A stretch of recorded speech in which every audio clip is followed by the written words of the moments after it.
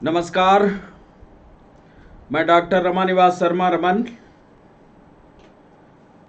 सभी बच्चों का, सभी लर्नर्स का अपने यूट्यूब सेशन में साइंस और टेक्नोलॉजी में बहुत बहुत स्वागत। बच्चों, आज का यूट्यूब चैनल पर ये हमारा तीसरा लेक्चर है और क्लासिफिकेशन का दूसरा। इसके पहले वाले लेक्चर में हमने ऑर्गेनिज्म का क्लासिफिकेशन पार्ट 1 आपको पढ़ाया था और आज क्लासिफिकेशन पार्ट 2 लेकर के आए हैं। थोड़ा थोड़ा करके इसलिए पढ़ा रहे हैं कि हमने आपको पहले भी बताया था कि ये चैप्टर जो है क्लासिफिकेशन ऑफ एनिमल बड़ा भी है और थोड़ा कठिन भी है। थोड़ा थोड़ा करके आप पढ़ेंगे तो कॉम्पिटिटिव एग्जाम पर जो सवाल आते हैं उनको भी हमें डिस्कस करना होता है और आपको बताना होता है। इसलिए थोड़ा थोड़ा करके पढ़िए, आप थोड़ा थोड़ा करके उनके नोट्स बनाइए और फिर हमें आप कमेंट बॉक्स में उनके सवाल पूछिए, हम आपके प्रश्नों का जवाब करते रहेंगे। तो चैप्टर का नाम लिखते हैं बच्चों, क्लासिफिकेशन। Classification of organism. और आप हेडिंग अब डालेंगे पार्ट 2।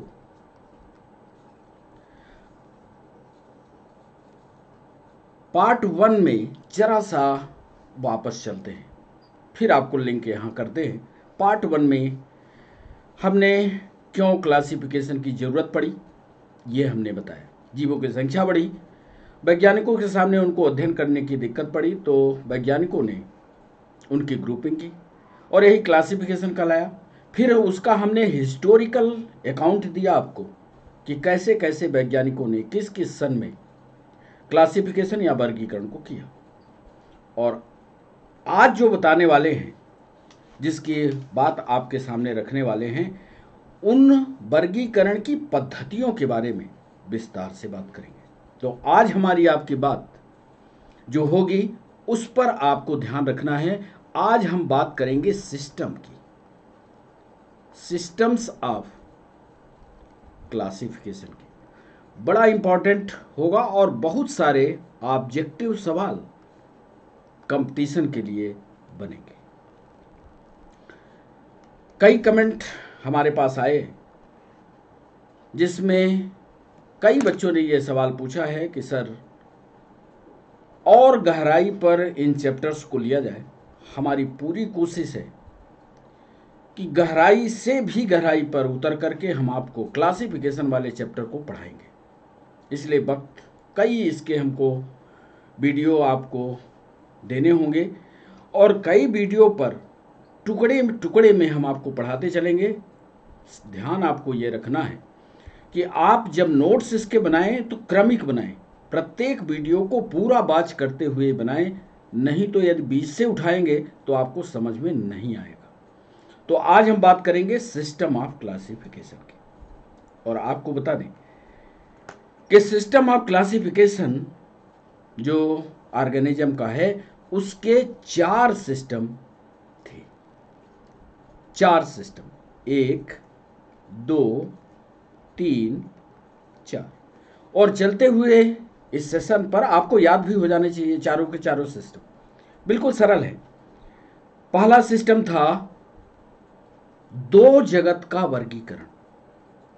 2 जगत का वर्गीकरण, या आप इसको अंग्रेजी में कहें तो 2 सिस्टम ऑफ क्लासिफिकेशन। अंग्रेजी वाले बच्चे भी इसको अपने ढंग से इसको तैयार कर सकते हैं। तो 2 जगत का वर्गीकरण। फिर इसके बाद बच्चों आया 3 जगत का वर्गीकरण।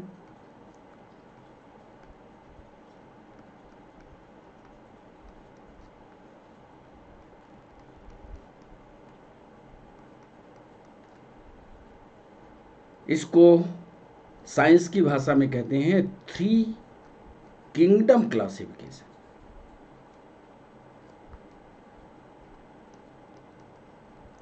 हर तरीके से आपको लिख करके समझाने की हम कोशिश करते हैं। 3 सिस्टम ऑफ क्लासिफिकेशन कह सकते हैं, या 2 सिस्टम ऑफ क्लासिफिकेशन कह सकते हैं, या 2 किंगडम ऑफ क्लासिफिकेशन कह सकते हैं। फिर इसके बाद बच्चों आया 4 सिस्टम, 4 जगत का वर्गीकरण। इसी को आप कह सकते हैं 4 किंगडम क्लासिफिकेशन। और अंत में आया जो सर्वमान्य हुआ, उसको कहते हैं 5 जगत का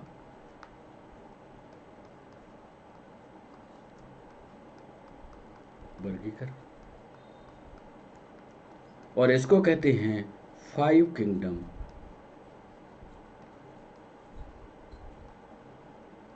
क्लासिफिकेशन। अब जरा इनके जो वैज्ञानिक थे, इनके बारे में जो विवरण था, इनको आगे हम विस्तार से आपको समझाते हैं कि कैसे इनका वर्गीकरण हुआ। 2 जगत का आया, फिर 3 जगत का आया, फिर 4 जगत का आया, फिर 5 जगत का आया। एक साधारण सा सवाल सोच करके रखिएगा कि जैसे हम कहेंगे 2 जगत का वर्गीकरण, तो इसमें भी ऑब्जेक्टिव पूछे गए, 3 जगत पर भी ऑब्जेक्टिव पूछे गए, 4 जगत पर भी ऑब्जेक्टिव है, 5 जगत पर भी ऑब्जेक्टिव हैं। अब पूरे सेशन में आप देखिएगा कैसे ऑब्जेक्टिव निकल करके आते हैं कॉम्पिटिटिव एग्जाम में, उसको देखने की कोशिश करिएगा। आज इसी पर चर्चा है। तो 2 जगत का जो वर्गीकरण है, उस 2 जगत के वर्गीकरण में सबसे पहले तो आप हेडिंग डालिए, ये 2 किंगडम क्लासिफिकेशन।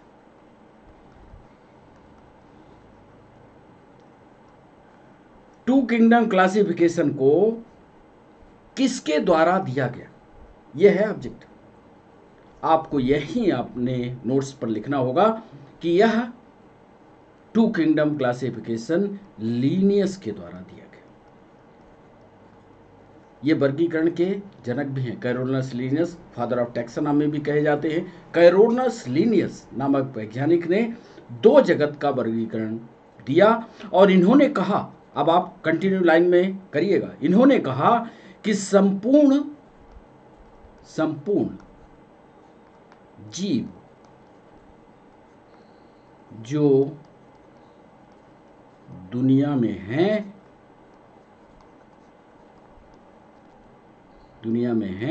उन्हें 2 समूहों में बांटा जा सकता है। बोले तो साहब कौन कौन से समूह बांटोगे आप? तो उन्होंने कहा कि एक समूह हम रखेंगे, एक ग्रुप का नाम रखेंगे जंतु, और दूसरा समूह रखेंगे वनस्पति। लो, ये तो सरल होगा आपके लिए।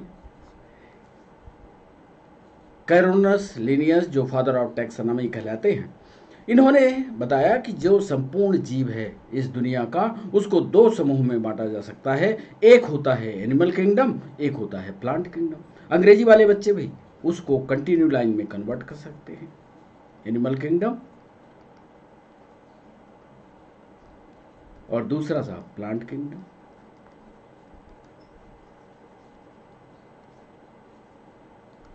चलिए, ये 2 किंगडम क्लासिफिकेशन था। अब इसके बाद दूसरे आए, उन्होंने बताया कि संपूर्ण जीव जगत जो है वो 3 किंगडम क्लासिफिकेशन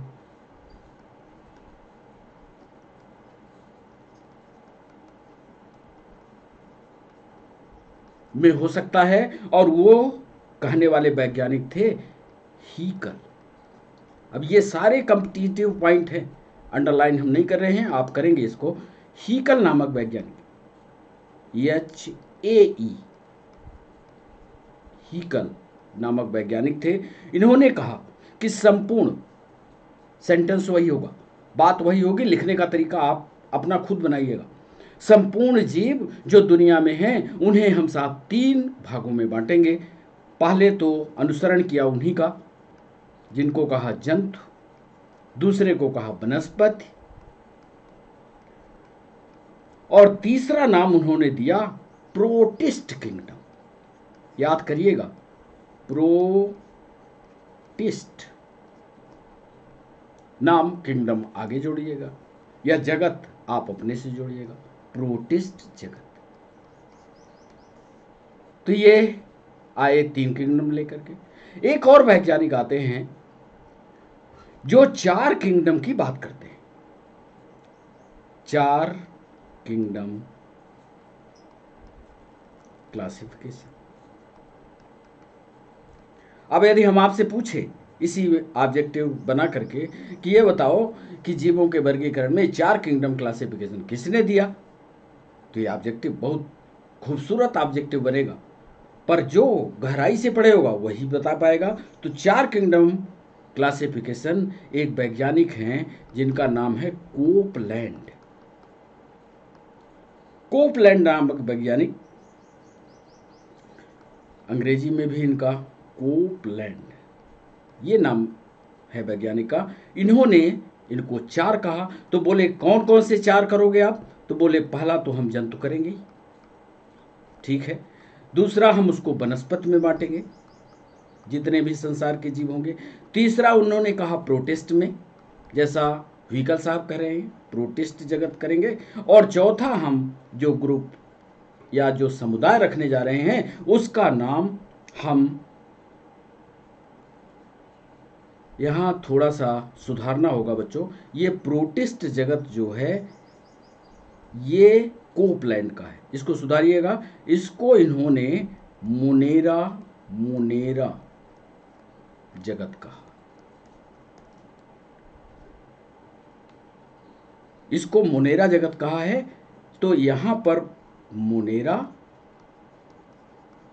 और चौथे को मोनेरा कहा और तीसरा प्रोटिस्ट हो जाए। अब आपके समझ में आ गया है, तो इसको यहां से काट लीजिएगा। इन्होंने बताया कि जंतु में बांटेंगे, वनस्पति में बांटेंगे, मोनेरा में बांटेंगे। इन्होंने कहा 4 किंगडम में, कोपलैंड ने, कि जंतु, वनस्पति, प्रोटिस्ट और मोनेरा में बांटेंगे। मोनेरा को थोड़ा पहले कीजिएगा, ये ज़्यादा सही रहेगा।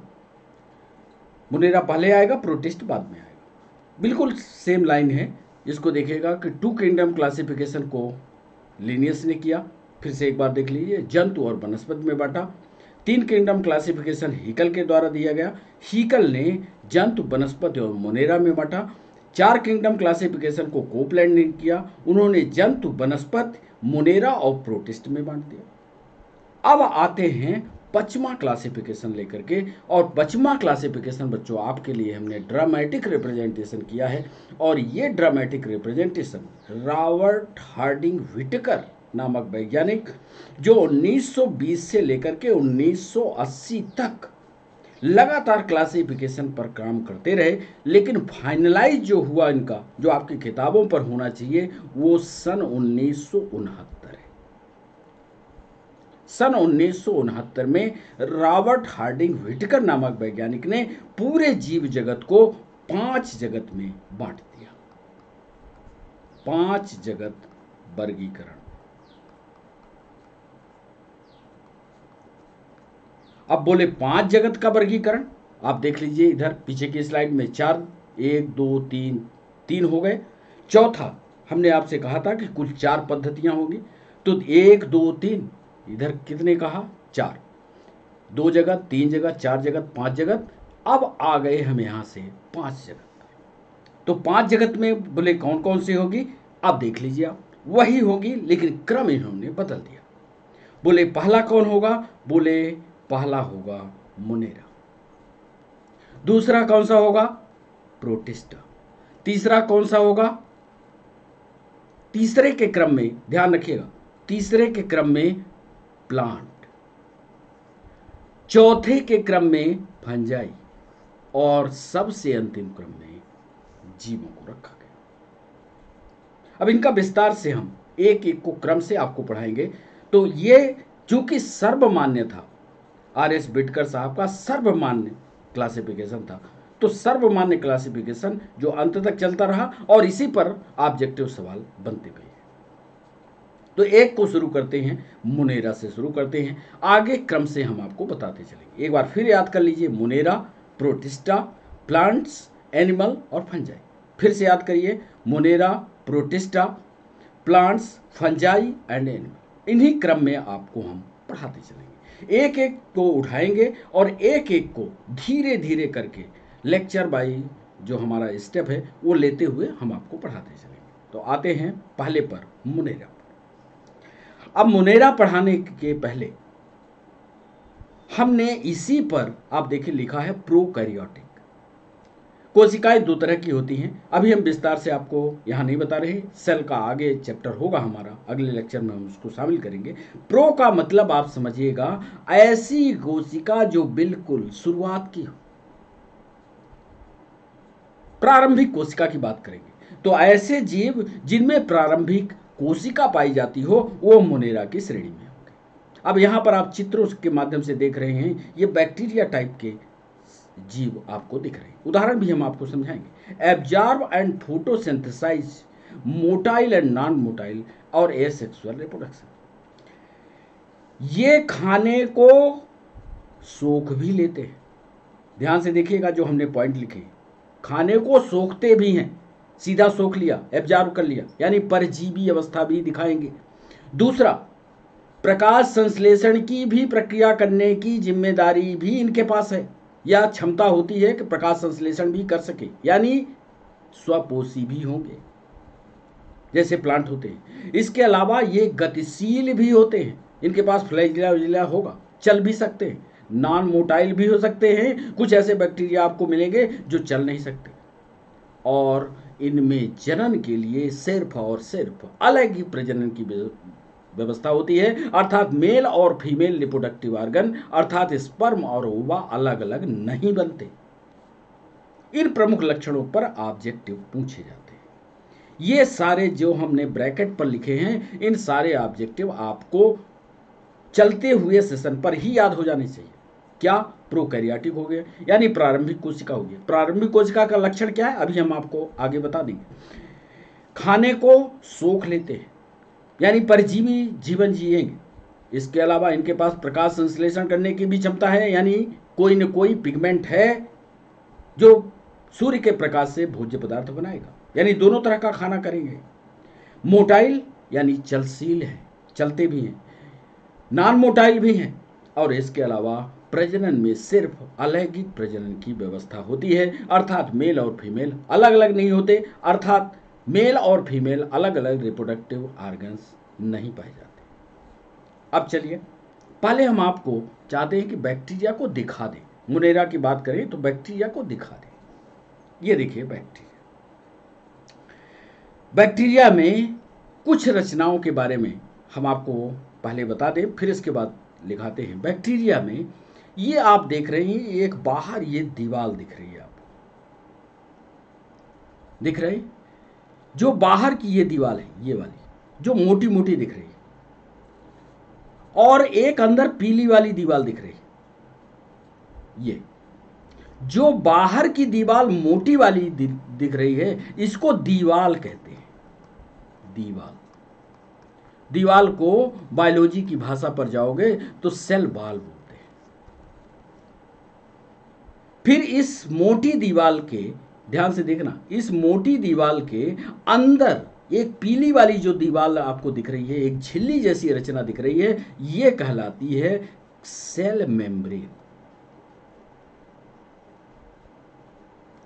या इसको हिंदी में कोशिका झिल्ली कहते हैं। सही है, ये दीवाल है।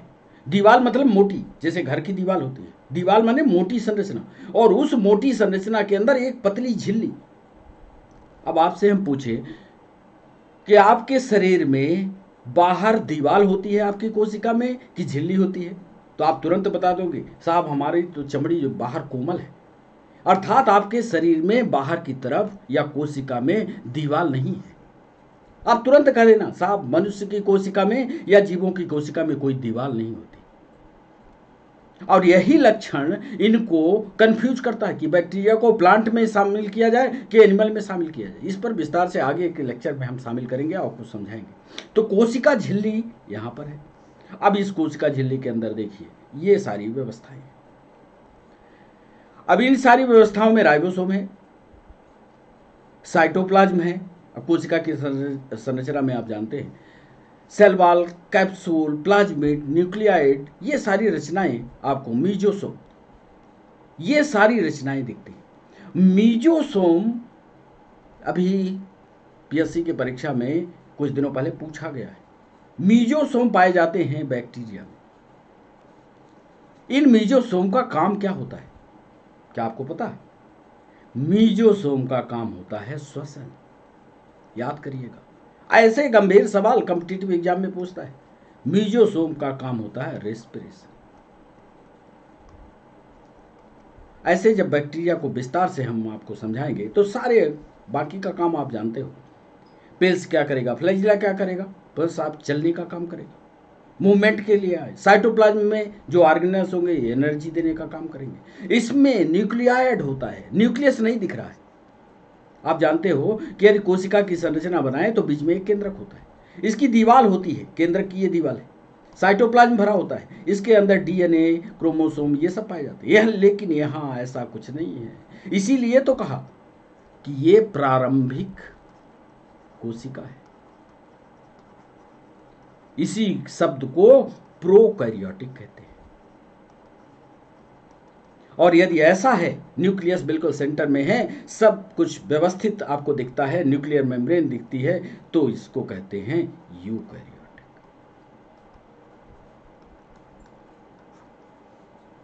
तो ये दिखाने का ये मतलब था कि ये संरचनाएं एक छोटे से जीव में, जो हम पहला पढ़ने जा रहे हैं मुनेरा, उस पर है। अब चलिए मुनेरा की बात करें।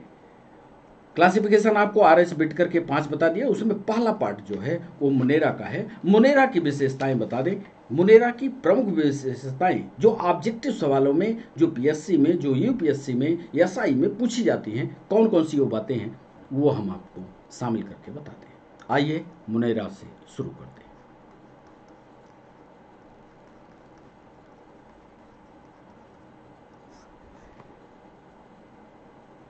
ये मुनेरा का विस्तार से वर्णन आर.एच. बिटकर ने तो बांट दिया, लेकिन मुनेरा को विस्तार से व्याख्या किस वैज्ञानिक ने किया, ये पहला सवाल झारखंड की पीएससी में पूछा गया सवाल। मुनेरा का विस्तार पूर्वक लेखा जोखा किस वैज्ञानिक ने दिया, पहला पॉइंट यहीं से शुरू करते हैं। और ये लिखते हैं कि इसका वर्णन, आप इसको कंटिन्यू बढ़िया से बनाइएगा, इसका वर्णन अर्नेस्ट नामक वैज्ञानिक, अर्नेस्ट नामक वैज्ञानिक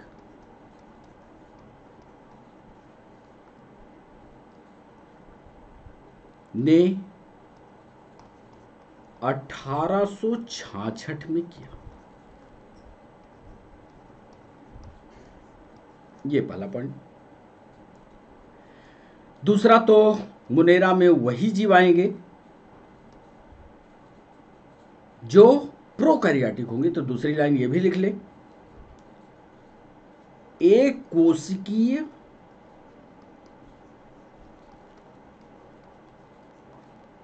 तथा प्रोकैरियोटिक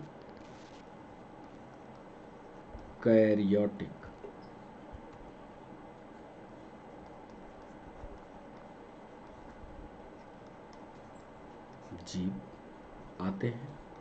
बिल्कुल सही। मतलब मुनेरा का ये दूसरा, ये भी ऑब्जेक्टिव के लिए तैयार है सवाल।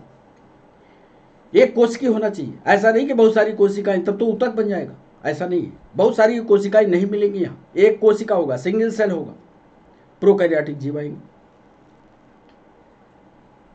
इसका यदि उदाहरण पूछे हम आपसे,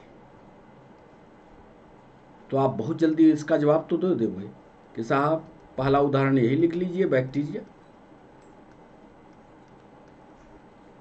पर यहां बैक्टीरिया पर जो सवाल आएगा वो थोड़ा गहराई पर आएगा। बैक्टीरिया भी दो तरह के होते हैं, याद रखना। एक बहुत पुराना बैक्टीरिया है, पुराना, उसका नाम होता है आर्की बैक्टीरिया। Archie bacteria. और एक नया वाला बैक्टीरिया है, उसको बोलते हैं यू बैक्टीरिया। एक सवाल के जवाब में, अभी हमको ध्यान नहीं आ रहा कि किस परीक्षा में पूछा, उसने कहा कि दोनों बैक्टीरिया में ट्रू बैक्टीरिया कौन है। हो सकता है कई बच्चों को ये सवाल जवाब आता हो, तो आप याद रखिएगा कि ट्रू बैक्टीरिया या जिसमें बैक्टीरिया के वास्तविक लक्षण हैं वो ट्रू बैक्टीरिया यही होता है।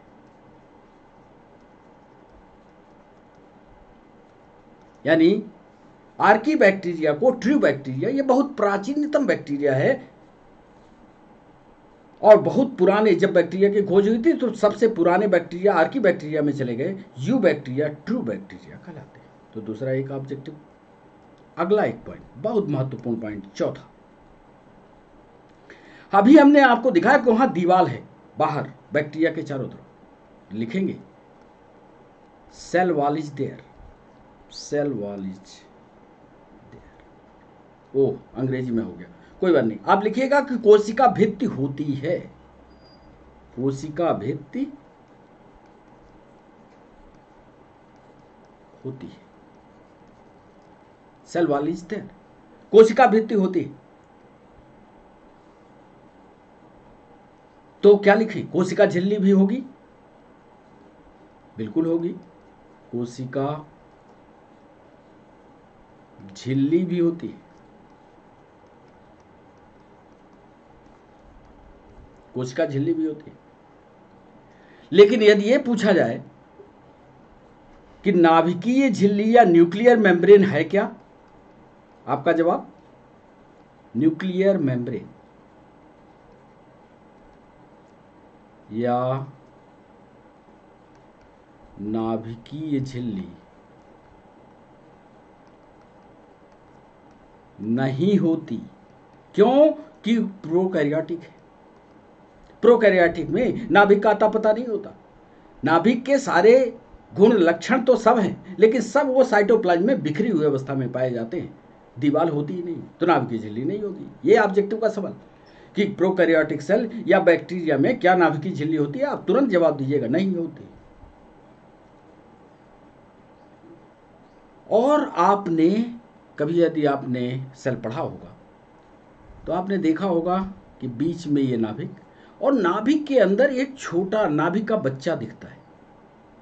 आप इसको सेल बोलते हो, इसको न्यूक्लियस बोलते हो, और इसको जो बच्चा है उसको क्या बोलते हो, न्यूक्लियोलस, या हिंदी में इसको केंद्रिका बोलते हैं। एक सवाल में ये पूछा गया कि क्या बैक्टीरिया में या बैक्टीरिया की कोशिका में न्यूक्लियोलस होता है। आपका जवाब, जिन बच्चों को पता होगा तो वो लिखेंगे केंद्रिका, न्यूक्लियोलस। एब्सेंट, नहीं होता, क्योंकि जब नाभिक का ही अता पता नहीं है तो न्यूक्लियोलस होने का सवाल ही नहीं। चलिए, इन सवालों को हमने आपके पेपर से जो आए थे उनको कलेक्ट किया, फिर उन्हीं बिंदुओं पर हमने ये लेक्चर को तैयार किया। एक और महत्वपूर्ण पॉइंट, यदि आपसे पूछा जाए कि बैक्टीरिया कहां पाए जाते हैं, तो आज पता कर लीजिएगा, ये सर्वव्यापी है। कहीं भी आप जाओगे बैक्टीरिया आपका साथ नहीं छोड़ेगा। जमीन के अंदर गड्ढा खोद लो, चले जाओ, तब भी बैक्टीरिया आपको छोड़ेगा नहीं। यदि बैक्टीरिया है तो रहेगा, जाएगा नहीं। सर्वव्यापी है, याद रखिएगा, सर्वव्यापी। एक सवाल का जवाब और यही दे दें कि बैक्टीरिया कितने प्रकार के होते हैं। 5वां पॉइंट, कई बच्चों के पास सवाल होंगे इसके कि बैक्टीरिया जो होते हैं वो 7 प्रकार के होते हैं।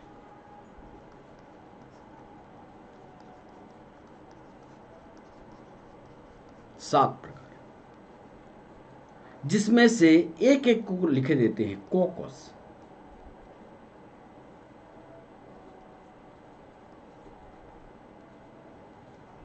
कोकस इसका मतलब होता है गोल। जितने बैक्टीरिया गोल दिखे आपको इस तरह, कह दीजिएगा कोकस है। दूसरा होता है बैसिलस, सिर्फ नाम याद रखिएगा, बैसिलस। बैसिलस का मतलब होता है छड़, या इसको रॉड कह सकते हैं। ऐसा कोई दिखे तो इसको कहिएगा। थोड़ा जल्दी में बता रहे हैं क्योंकि याद रहे आपको। एक होता है विब्रियो, विब्रियो, विब्रियो। विब्रियो का मतलब होता है कामा। जैसे हम लोग हिंदी में लिखते हैं तो कामा लगाते हैं ना, कामा से ए ऐसे। चौथा होता है स्टॉक्ड।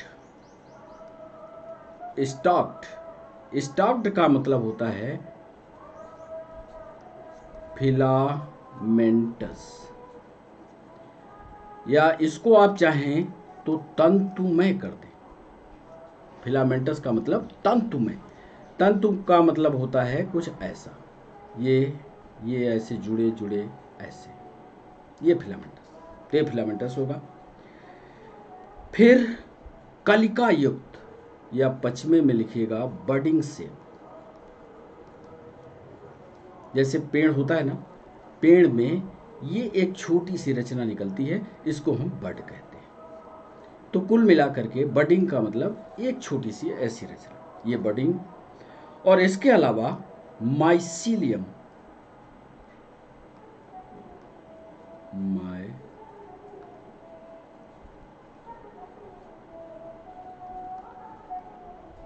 माइसीलियल।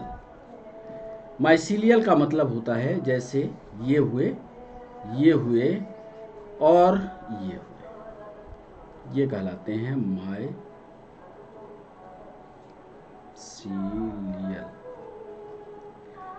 तो कितने हो गए? स्पाइरिलियम हुआ। स्पाइरिलियम सतमा लिखिएगा, सतमा का लिखिएगा स्पाइरिलियम,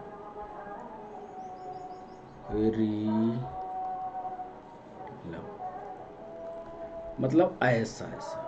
यदि ऐसा आपको दिखता है तो ये स्पाइरिलियम। तो 7 सिर्फ नाम याद रखिएगा कि बैक्टीरिया जो होते हैं वो 7 प्रकार के होते हैं, जिनको क्रमशः कॉकस कहते हैं, बैसिलस कहते हैं, विब्रियो कहते हैं, स्टॉक्ड कहते हैं, बडिंग कहते हैं, माइसीलियल कहते हैं, स्पाइरिलियम कहते हैं। फिर एक बार पढ़िएगा, कॉकस कहते हैं, बैसिलस कहते हैं, विब्रियो कहते हैं, स्टॉक्ड कहते हैं, बडिंग कहते हैं, और माइसीलियल कहते हैं, स्पाइरिलियम कहते हैं।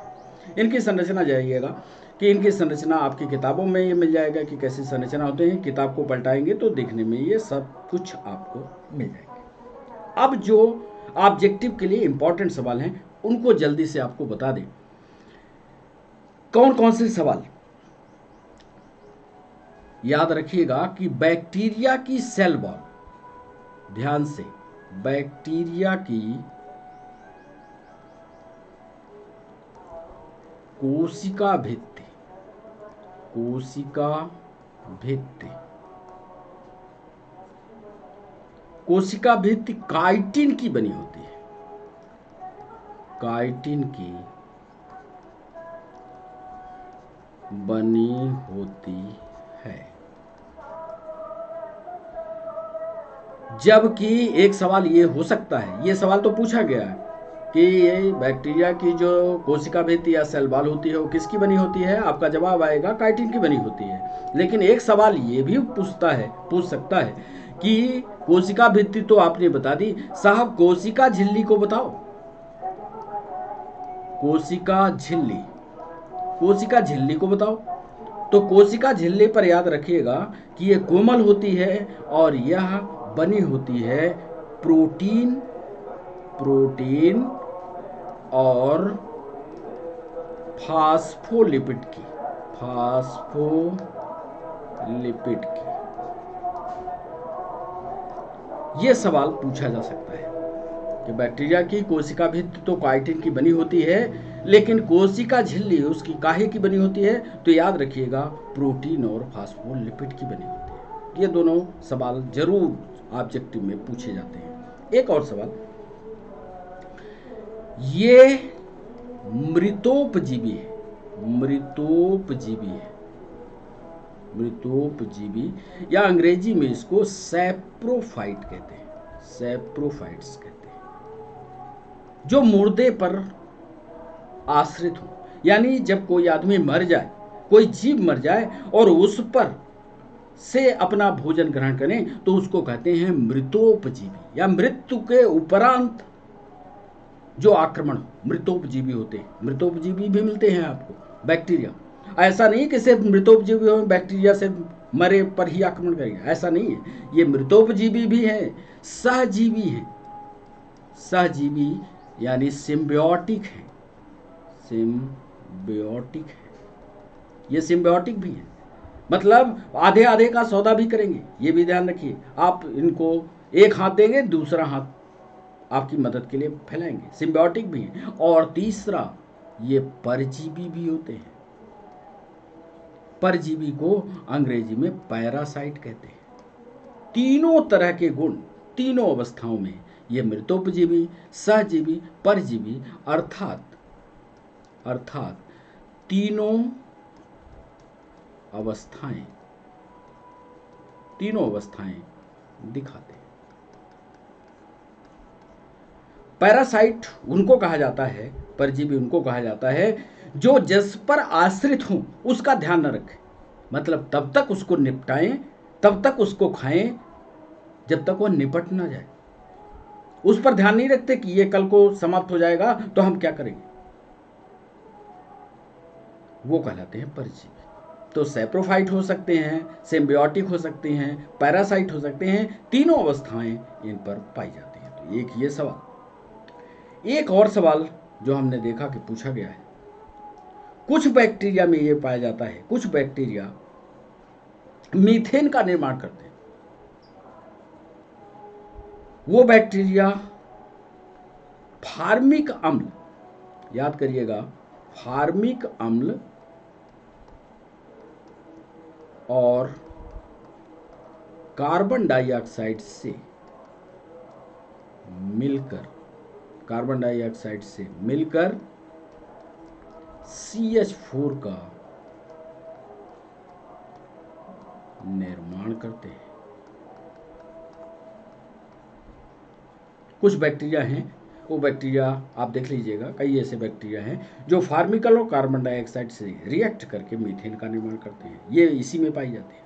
एक रचना और हमने बताई थी, आपको याद होगा, चित्र उधर जब दिखा रहे थे तो एक रचना और बनाई थी, फिर से उस रचना को आपको दिखा दें। इस रचना में ये रचना हमने बनाई थी, ये आपके ऑब्जेक्टिव में पूछा गया, क्योंकि जब हम आपके लेक्चर तैयार करते हैं तो पिछले 5 से 10 साल के पेपर को देखते हैं, चाहे PSC का हो, UPSC का हो, SI का हो, PNST का हो, किसी का हो, सबका पेपर देखते हैं। उसने पूछा था कि मीजोसोम का काम बैक्टीरिया में क्या है। उसी लाइन को यहाँ भी हम चाहते हैं कि आप लिख लें कि मीजोसोम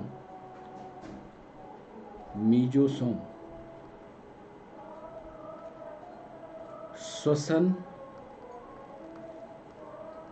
का कार्य करते हैं।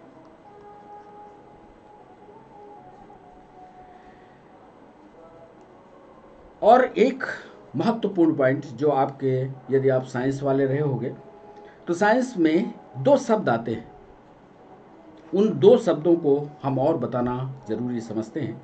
फिर इसके बाद इस लेक्चर को यहीं विराम देंगे ताकि आपको ये याद करने में सहूलियत रहे। और जैसा कि आपको पता है कि दूसरा लेक्चर जो है हम 1 दिन के अंतराल में अपलोड करते हैं। ये क्रम हमारा अनवरत जारी रहेगा, ये साइंस और टेक्नोलॉजी पर, तो इसको लगातार आप फॉलो करते रहिएगा। अंतिम पॉइंट इसका एक और बता दें आपको कि आपने अक्सर बैक्टीरिया को पढ़ते समय ये पढ़ा होगा ग्राम पॉजिटिव बैक्टीरिया और एक पढ़ा होगा ग्राम निगेटिव बैक्टीरिया। इसका अर्थ क्या समझे हुए हम आपको लिखकर बताते हैं। Gram positive bacteria, gram positive bacteria वो बैक्टीरिया हैं,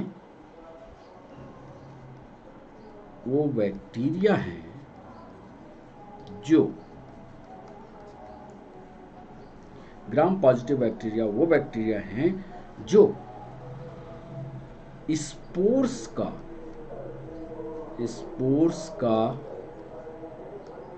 निर्माण करते हैं, स्पोर्स का निर्माण करते हैं तथा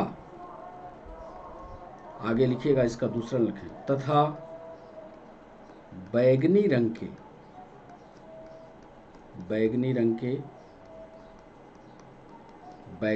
होते हैं, बैगनी कलर के होते हैं। और एक लाइन ये भी ऑब्जेक्टिव है, स्पोर्स का बनना ये भी ऑब्जेक्टिव है, तथा आगे लिखिएगा, तथा ऐसे बैक्टीरिया की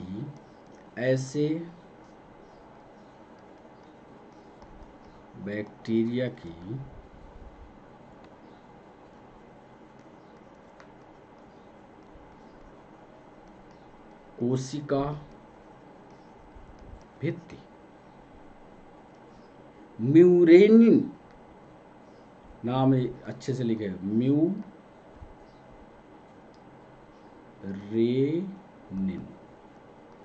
नामक रासायनिक पदार्थ की बनी होती।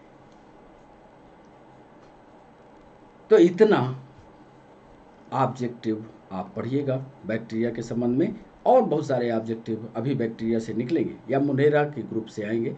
उदाहरण तो हमने बताया है आपको, उदाहरण न याद आ रहा हो तो एक बार और उदाहरण आपको बता दें। इसके प्रमुख उदाहरण हैं, अगले पन्ने में कर देते हैं। इसके मुनेरा के प्रमुख उदाहरण हैं। एक तो बैक्टीरिया, जितने भी बैक्टीरिया हैं, बहुत सारे बैक्टीरिया के नाम आप जानते होंगे, जितने भी बैक्टीरिया हैं सब इसमें आएंगे। एक और आएगा ब्लू ग्रीन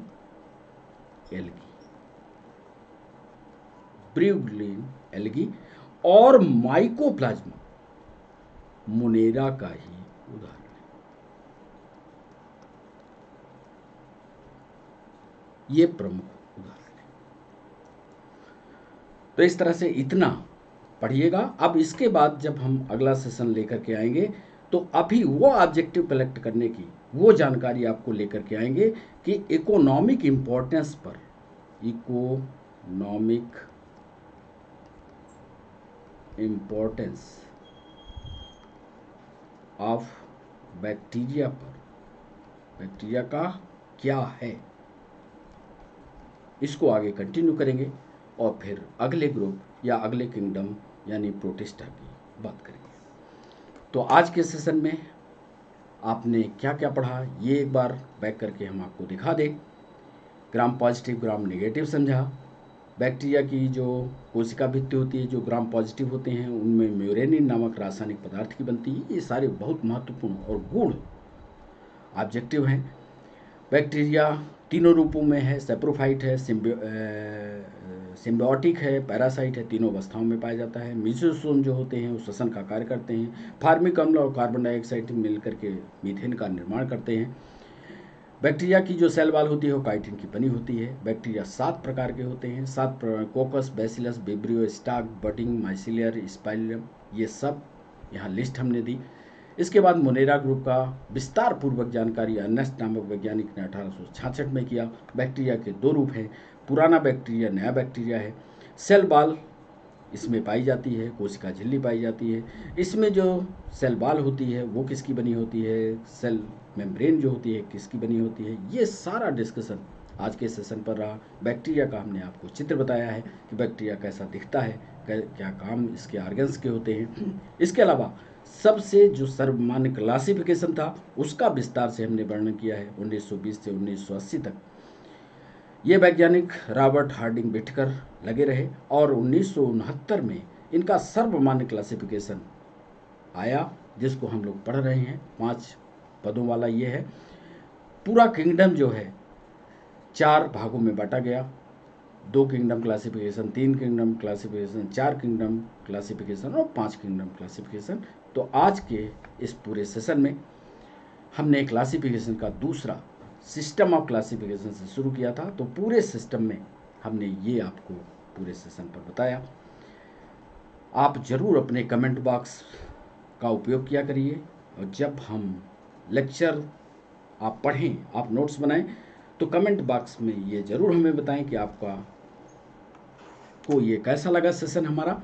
और दूसरी बात ये ज़रूर ध्यान रखें कि चूँकि यूट्यूब पर हैं, हम लाइव नहीं हो पा रहे हैं अभी। हम जितना जल्दी सब्सक्रिप्शन हमारा बढ़ जाएगा उतना जल्दी हम आपसे सीधा लाइव हो जाएंगे, और जब लाइव हो जाएंगे तो आपके प्रश्नों को सीधा सवाल, जितने सवाल आप पूछते रहोगे उतने का जवाब देते चलेंगे। तो आज के इस पूरे सेशन को यहीं पर समाप्त करते हैं। अगला सेशन 1 दिन के अंतराल के बाद फिर आएगा, जिसमें इकोनॉमिक इम्पोर्टेंस ऑफ बैक्टीरिया लेकर के हम आएंगे। और इकोनॉमिक इम्पोर्टेंस को पढ़िएगा, उसमें बहुत सारे ऑब्जेक्टिव उसमें बनते हैं, उन सारे ऑब्जेक्टिव को हम अलग करेंगे। तो आपका सभी लर्नर्स का बहुत बहुत शुक्रिया। नमस्कार, बाय बाय।